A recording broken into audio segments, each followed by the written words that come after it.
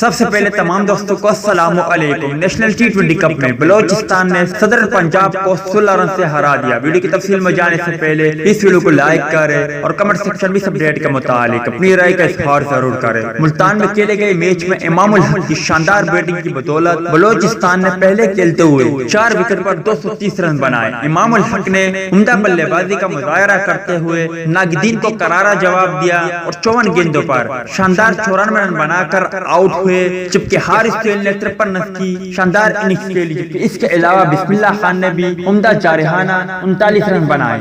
جواب میں صدر پنجاب کے شان مسعود اور خوشدل شاہ نے بہترین بیٹنگ کی۔ شان مسعود 42 گیندوں پر 72 رن بنا کر آؤٹ ہوئے، جبکہ خوشدل شاہ نے صرف 34 گیندوں پر 72 رن جوڑے لیکن ٹیم کو فتح نہ دلا سکے۔ صدر پنجاب کی ٹیم مقررہ 20 اوور میں 6 وکٹوں کے نقصان پر 214 رن بنا سکی۔ صدر پنجاب کے حسین طلعت، محمد عرفان اور راحت علی نے ایک ایک کھلاڑی کو آؤٹ کیا۔